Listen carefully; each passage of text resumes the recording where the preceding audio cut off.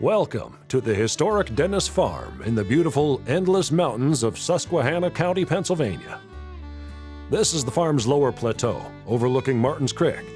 But the saga of this land and the people who lived here begins beyond these stone walls, uphill. So let's follow the farm's road uphill through a grove of hemlock trees that passes through an open field to the top of the hillside, where you'll see a monument that bears the names of those who first lived and died on the farm, and who are now resting in the Perkins Dennis Cemetery next to the monument. The family of Prince and Judith Perkins, free African Americans, came to the region from Connecticut in 1793, when George Washington was president, and first settled the farm. Their original house was several feet downhill from the cemetery, near a spring. All that remains of their house today is the stone foundation. However, a recent Binghamton University archaeological excavation revealed a great deal about the Perkinsons' daily lives. This field in autumn was a part of the Perkins homestead. During the American Revolution, Prince Perkins was a soldier in the 2nd Regiment of the Connecticut Line in the Continental Army for the town of Norwich. In 1792, he received the sum of 25 pounds, 6 shillings and 4 pence lawful money for his service in the American Revolution. And in 1793, Prince Perkins made his first land purchase in Pennsylvania's Tunkhannock Township for 6 pounds. He sold that land and subsequently purchased the farm above Martins Creek. 2 local history books describe Prince Perkins as the fiddler for the community's festive occasions. One author cites this note: 1800, Prince Perkins, 11 shillings 3 pence for fiddling on the 4th of July. Settlements in the Endless Mountains, inland and far from the coasts, were, like upstate New York, the new nation's first frontier. The region was called a howling wilderness for the sound of wolves that echoed through the night. Prince Perkins' daughter, Phoebe, was married to a Revolutionary War veteran, another free African American from Connecticut named Bristol Bud Sampson, who also served in the 2nd Regiment of the Connecticut Line. Bristol Bud and Phoebe lived with the Perkins family until, after Bristol Bud applied for and received a pension that had become available to disabled vets of the Revolution, he and Phoebe purchased their own land next to the Perkins place. Both Prince Perkins and Bristol Bud Sampson, who now rest for all eternity in the Perkins Dennis Cemetery, are listed in the database at Valley Forge as Prince Negro and Bristol Bud, among the Connecticut regiments who served at Valley Forge the fateful winter of 1777. In 1818, the year Bristol Bud Sampson applied for his Revolutionary War pension, another free African American family moved to the mountains of Susquehanna County from New England. The family of James and Hannah Benson Dennis arrived in Auburn Township, Susquehanna County from Vermont in 1818, and their history is fascinating. James and Hannah Dennis were originally from Massachusetts. Hannah's grandparents, Nero and Dido Dingo Benson, were married in Framingham, Massachusetts in 1721.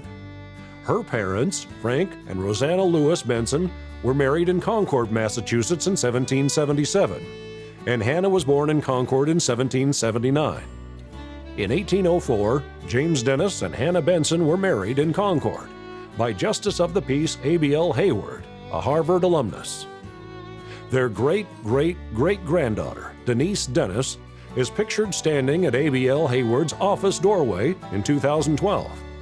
By 1810, James and Hannah Benson Dennis were living on a farm in Chester, Vermont, where their 5th child, their youngest son, Henry W. Dennis, was born. This is a page from the war record of James Dennis, who was recruited by Vermont Lieutenant Thaddeus Stevens and served as a teamster in the War of 1812 before moving to Auburn Township in Susquehanna County with his family in 1818. The 1820 census for Susquehanna County, written in the vernacular of the day, lists colored residents as an addendum, noting that they are all free people. Among the 6 African American men who are heads of household are James Dennis in Auburn Township and Prince Perkins in Waterford Township, which was later renamed Brooklyn Township. 31 years later, these 2 families would be joined in marriage. When Prince Perkins passed away in 1839, at age 89, his son William Perkins inherited the property. That year, William Perkins entered into an agreement with Henry Dennis, who owned a farm in Dimock, Pennsylvania, through which Dennis borrowed a Perkins heifer for breeding for a period of 3 years. William and his wife Melinda had only one child who survived into adulthood, a daughter named Angeline, who would inherit the Perkins land one day. On April 24, 1851, 168 years ago, Henry W. Dennis married Angeline Perkins on the farm, and it was noted in a local newspaper.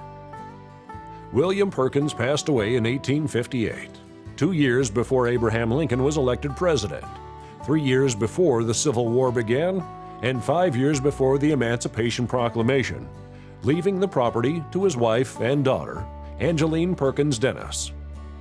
Henry Dennis then sold his and his father's farm, and with the proceeds purchased a 100-acre farm with a house, built circa 1825, on the lower plateau adjoining the 70-acre Perkins farm. Since then, Henry and Angeline's combined properties have been known as the Dennis Farm.